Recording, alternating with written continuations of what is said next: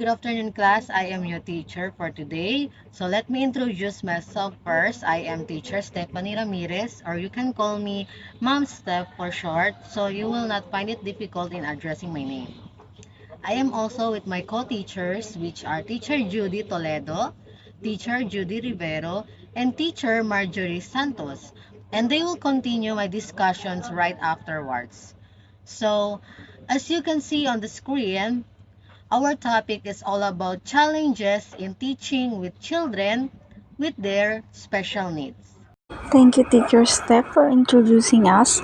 So now let's go on in our introductions of the topic. A teaching career has many challenges inside and outside the classroom. Special education teachers have an especially difficult job of not only teaching and managing their students, but also handling the paperwork and making sure accommodations and modifications are being met in the classroom. And now we are going to the examples of children with special needs. We have 5 examples of children with special needs. The number 1 we're going to first talk about by Teacher Stephanie Ramirez. Teaching material. Example of children with special needs is the teaching material. Instructional material, also known as teaching or learning materials, are any collection of materials including animate or inanimate objects and human and non-human resources that a teacher may use in teaching and learning situations to help achieve desired learning objectives. So in instructional materials includes graphic and interactive materials just like physical objects, photographs, illustrations, and charts. The instructional material has an important components. According to Weston and Cranston, 1986, through form of the message. In other words, how informations are presented is the most important component for developing instructional materials. So, this is the example of instructional materials. So, thank you, Teacher Steph, for the introducing for the example in challenging in teaching, the number 1. Let's move forward to number 2, the behavior problems. Another common challenge with teaching with special education in dealing with the behavior of students. Many students with disabilities get frustrated with school, whether it is not understanding material or dealing with emotion they have trouble controlling. So this student can be a challenge for their teachers. Every student is different, and what works with one student may not work with another. Taking the time to learn about students' disability and figuring out ways for that student to cope can help the students get control over their behavior. Also, a reward system for a good behavior can be a better deterrent than punishing the student for bad behavior. Towards good behavior with incentives can help motivate the student to act more appropriate at school.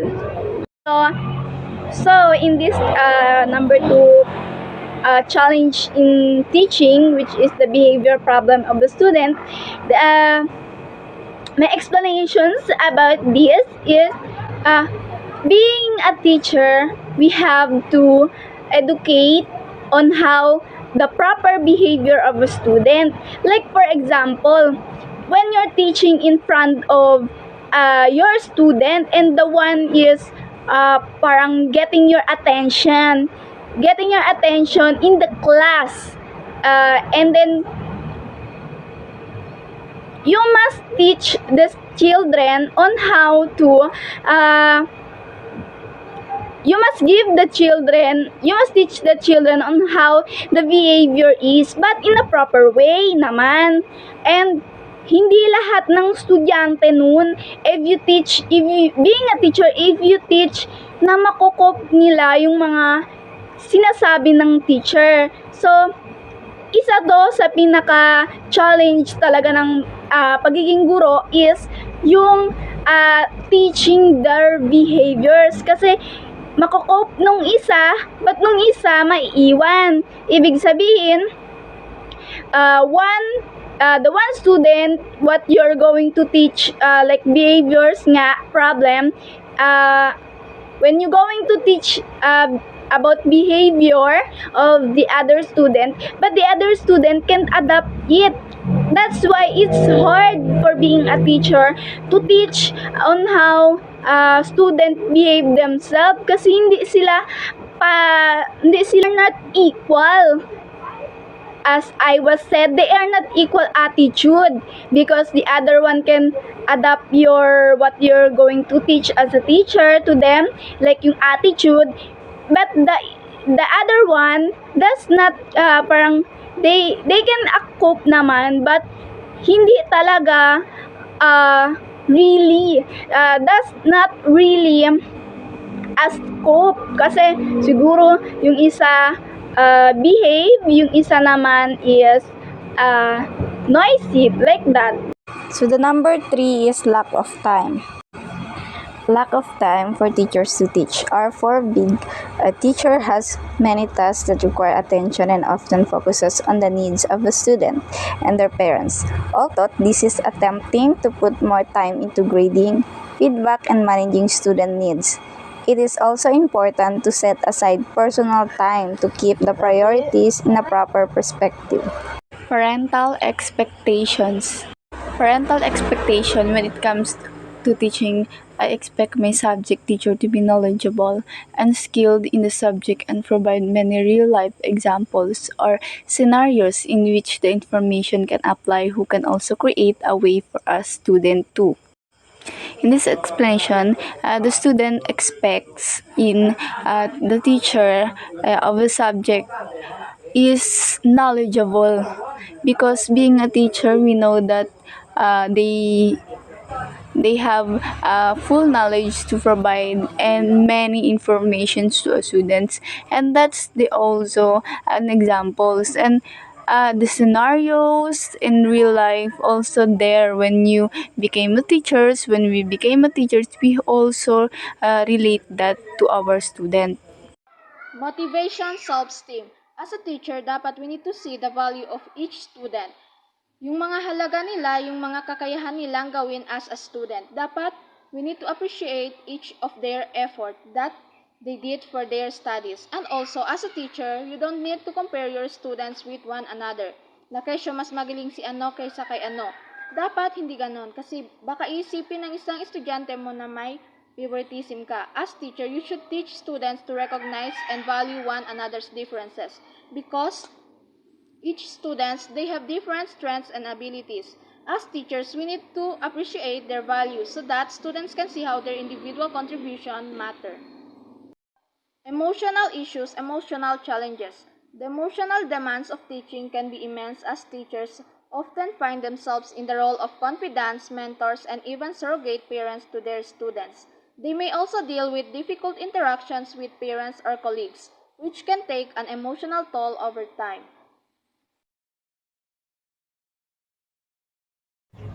So the first one is lacking experience in an inclusion setting.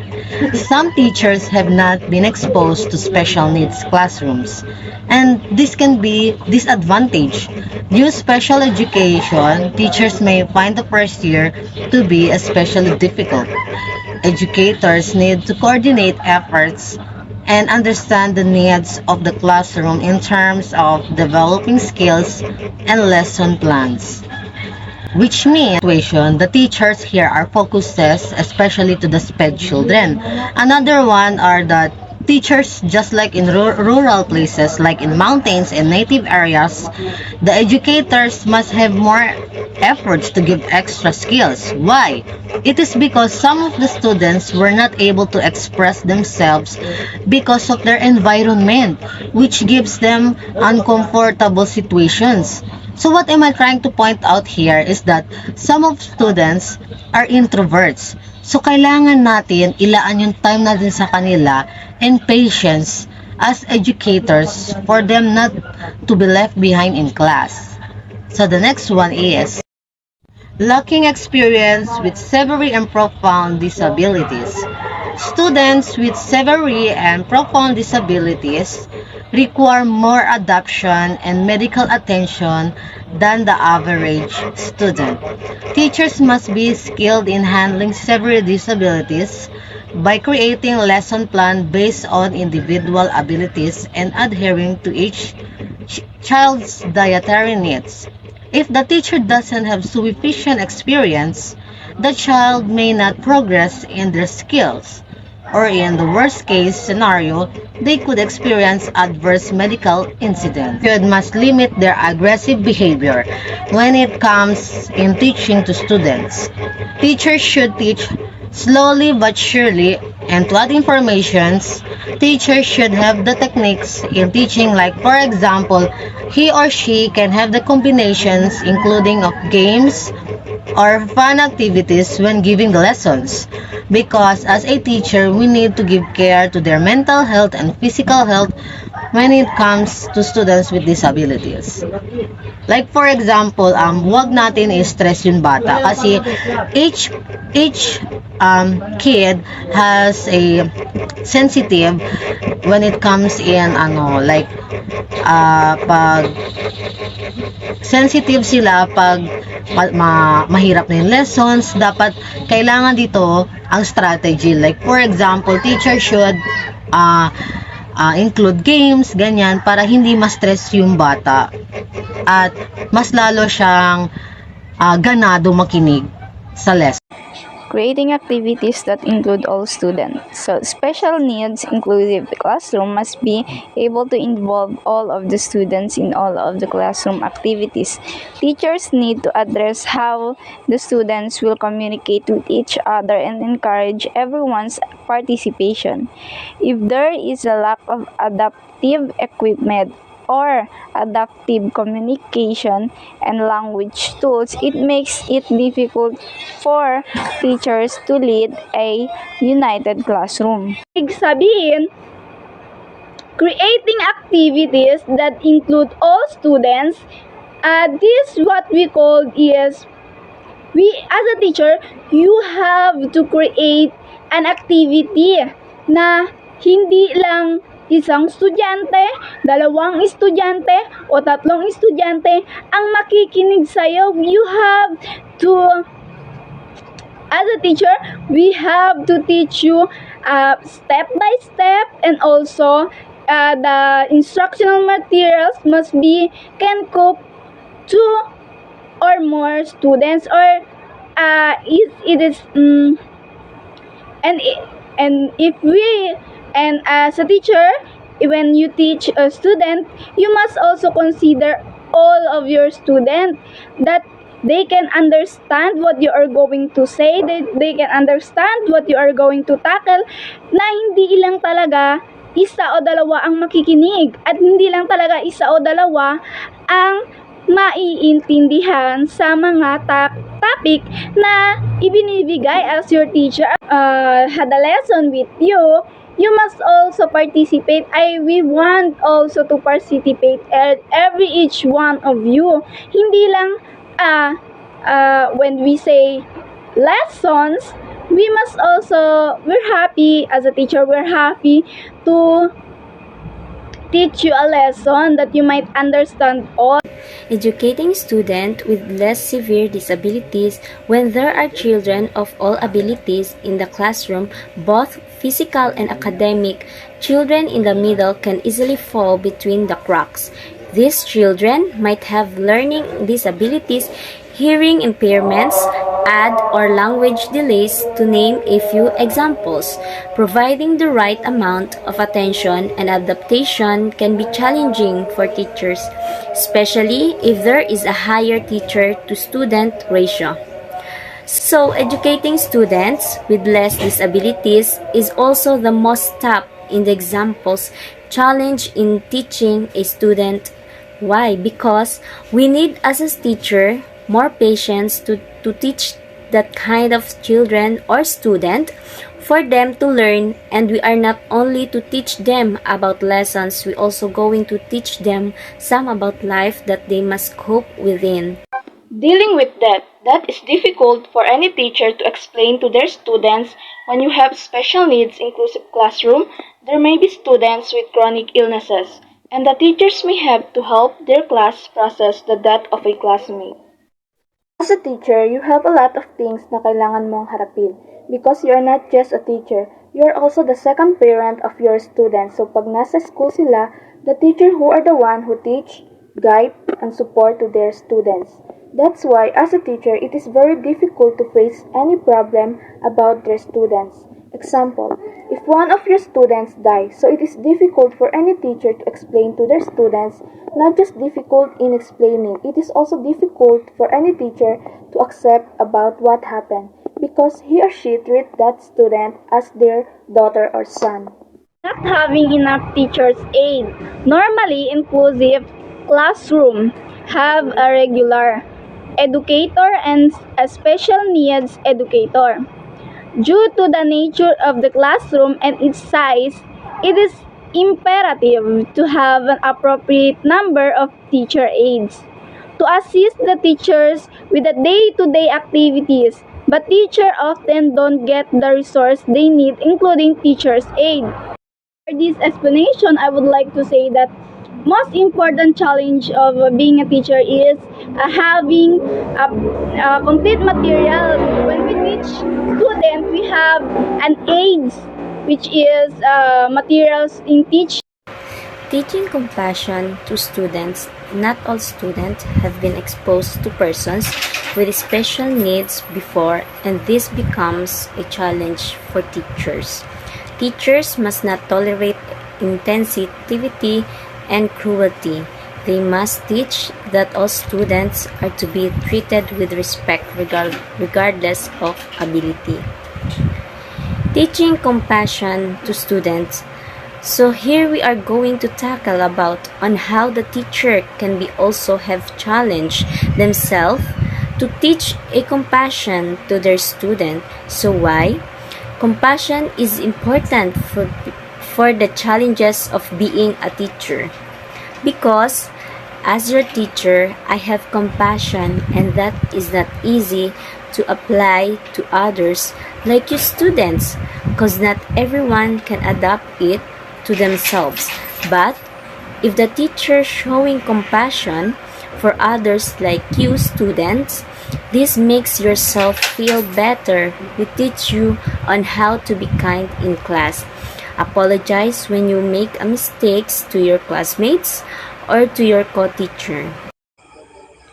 Dealing with parents of typically developing students. Typically developing students, just like the students, some parents are not used to dealing with persons with special needs. Teachers need to convey to parents how the classroom is conducted, and they need to assure parents that every student need will be met.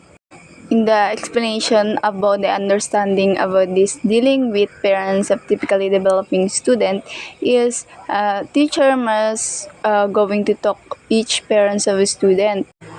It is the one examples of a challenging of being a teacher is they have to deal with parents about on how the classroom is conducted and on how the procedures of going in educating the student in the class.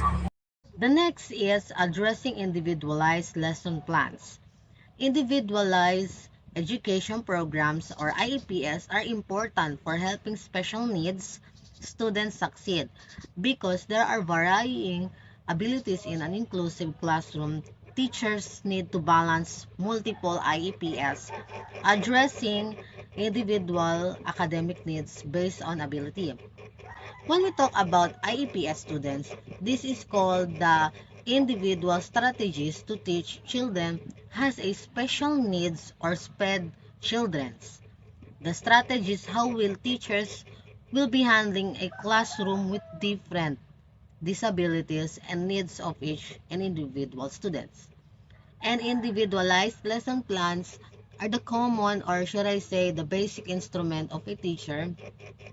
All lessons are written and very well planned here. So when we talk about the IEPS students, to create an effective IEPS, students, teachers, and parents are commonly work together here, like to look closely the needs of a student, because for example, the teacher and a parent, they are talking, like for example, they're having an open forum, like si mother sasabihin niya kay teacher na, ma'am or teacher, dito sensitive yung anak ko, ito yung mga bawal sa anak ko, ganito ganyan, or hindi siya sanay sa ganitong environment, so that teacher will know, and teacher will be the one to adjust her or himself when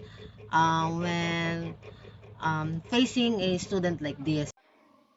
Coordinating therapies as special needs inclusion classroom needs to be well organized and allow students to attend therapy sessions. However, this becomes a challenge in planning day-to-day activities and keeping all students engaged and learning. It's essential for all teachers to receive sufficient training and gain classroom experience with students.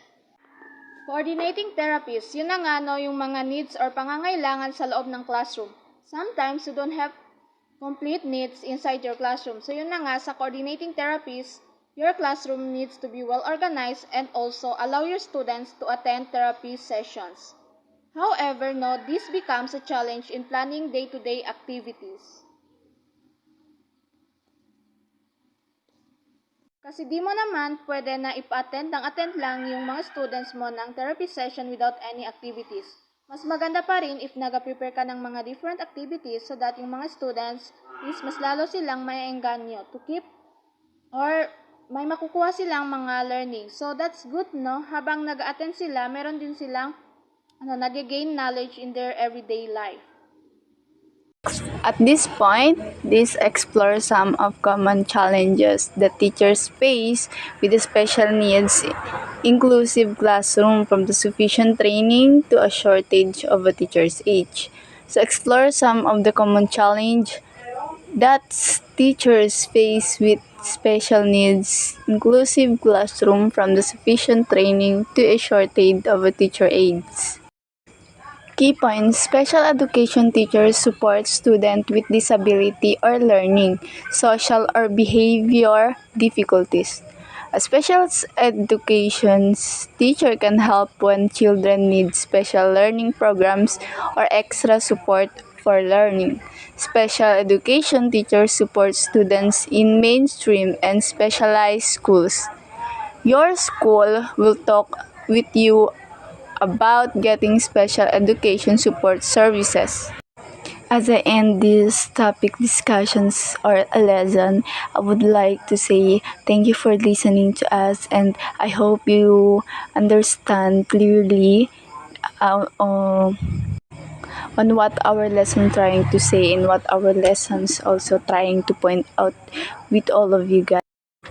And this is the end of our topic. So again, my name is teacher Marjorie Santos, and my co-teachers also ay teacher Judy Toledo, teacher Stephanie Ramirez, and also last but not least, teacher Judy May Rivero.